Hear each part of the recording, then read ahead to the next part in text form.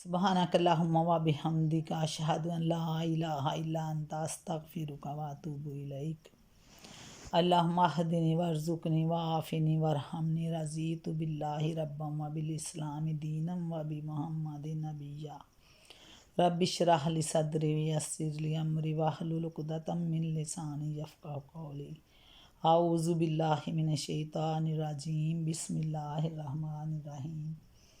سورۃ اخلاص مکی، ترجمہ تفسیر بحوالہ تفہیم القرآن۔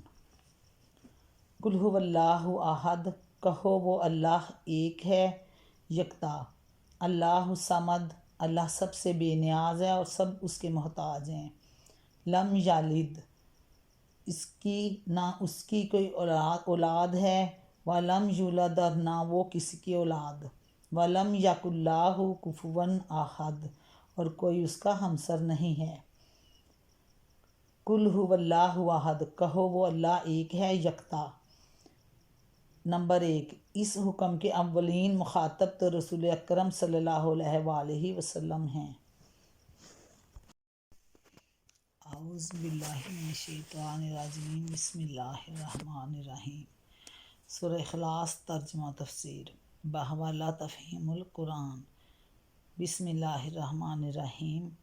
قل هو اللہ احد، کہو وہ اللہ ایک ہے، یکتا۔ اللہ صمد، اللہ سب سے بے نیاز ہے اور سب اس کے محتاج ہیں۔ لم یلد، اس کی کوئی اولاد ہے اور نہ وہ کسی کی اولاد، ولم یولد، اور نہ وہ کسی کی اولاد، ولم یکن لہ کفوا احد، اور کوئی اس کا ہمسر نہیں ہے۔ نمبر 1، اس حکم کے اولین مخاطب تو رسول اکرم صلی اللہ علیہ وآلہ وسلم ہیں، کیونکہ آپ ہی سے یہ سوال کیا گیا تھا کہ آپ کا رب کون ہے اور کیسا ہے، اور آپ ہی کو حکم دیا گیا کہ اس سوال کے جواب میں آپ سے یہ کہیں۔ لیکن حضور کے بعد ہر مومن اس کا مخاطب ہے، اسے بھی وہی بات کہنی چاہیے جس کے کہنے کا حکم حضور اکرم صلی اللہ علیہ وآلہ وسلم کو دیا گیا تھا۔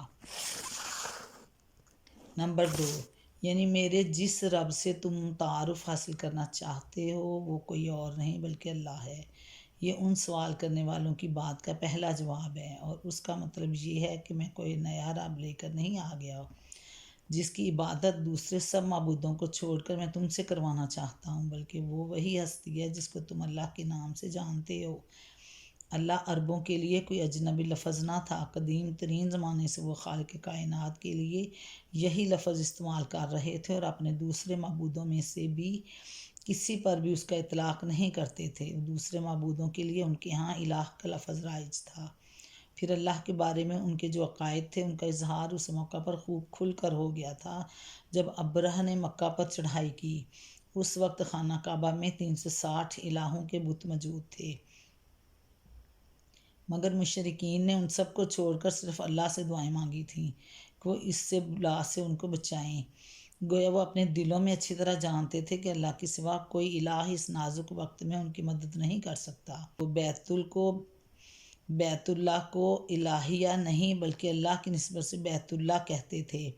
قرآن میں جگہ جگہ یہ بتایا کہ اللہ تعالیٰ کے بارے میں مشرکین عرب کا عقیدہ کیا تھا۔ مثال کے طور پر سورہ زخرف میں اگر تم ان سے پوچھو کہ انہیں کس نے پیدا کیا ہے تو یہ ضرور کہیں گے اللہ نے۔ یہ آیت 87 ہے۔ سورۃ عنکبوت میں ہے، اگر تم ان سے پوچھو کہ آسمانوں اور زمینوں کو کس نے پیدا کیا ہے اور چاند اور سورج کو کس نے مسخر کر رکھا ہے تو یہ ضرور کہیں گے اللہ نے۔ اور اگر تم ان سے پوچھو کہ کس نے آسمان سے پانی برسایا اور اس کے ذریعہ سے مردہ پڑی ہوئی زمین کو جلا اٹھایا تو یہ ضرور کہیں گے اللہ نے۔ یہ آیت 61 تا 63 ہے۔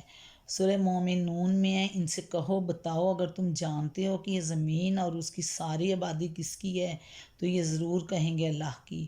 ان سے پوچھو ساتوں آسمانوں اور عرش عظیم کا مالک کون ہے تو یہ ضرور کہیں گے اللہ۔ ان سے کہو بتاؤ اگر تم جانتے ہو کہ ہر چیز پر اقتدار کس کا ہے اور کون ہے اور جو پناہ دیتا ہے اور اس کے مقابلے میں کوئی پناہ نہیں دے سکتا، یہ ضرور جواب دیں گے بات تو اللہ ہی کے لیے ہے۔ یہ آیت 84 تا 89 ہے۔ سورہ یونس میں ان سے پوچھو کون تم کو آسمان اور زمین سے رزق دیتا ہے، یہ سماعت اور بینائی کی قوتیں جو تمہیں حاصل ہیں کس کے اختیار میں، اور کون زندہ کو مردہ سے اور مردہ کو زندہ سے نکالتا ہے، اور کون اس نظام عالم کی تدبیر کر رہا ہے، اور ضرور کہیں گے اللہ۔ آیت 31 ہے۔ اس سورہ یونس میں ایک اور جگہ ہے، جب تم لوگ کشتیوں پر سوار ہو کر باد موافق پر فرحان و شاداں سفر کر رہے ہوتے ہو، اور پھر یکا یک باد مخالف کا زور ہوتا ہے اور ہر طرف سے موجوں کے تپیڑے لگنے لگتے ہیں، مسافر سمجھ لیتے ہیں کہ طوفان میں گھر گئے ہیں، اس وقت سب اپنے دین کو اللہ ہی کے لیے خالص کر کے اسے دعائیں مانگتے ہیں، اور اگر تم نے ہمیں اس بلا سے نجات دے دی تو ہم شکر گزار بندے بنیں گے، مگر جب وہ ان کو بچا لیتا ہے تو پھر وہی لوگ حق سے منحرف ہو کر زمین میں بغاوت کرنے لگتے ہیں۔ یہ آیت 22 تا 23 ہے۔ یہی بات سورہ بنی اسرائیل میں یوں دہرائی گئی ہے، جب سمندر میں تم پر مصیبت آتی ہے تو اس ایک کے سوا دوسرے جن جن کو تم پکارا کرتے ہو سب گم ہو جاتے ہیں، مگر جب وہ تم کو بچا کر خشکی پر پہنچا دیتا ہے تو تم اسے منہ موڑ جاتے ہو۔ یہ آیت 67 ہے۔ ان آیات کو نگاہ میں رکھ کر دیکھیے کہ جب لوگوں نے پوچھا کہ تمہارا رب کون ہے اور کیسا ہے جس کی بندگی و عبادت کی طرف تم ہمیں بلاتے ہو، تو انہیں جواب دیا گیا هو اللہ، وہ اللہ ہے۔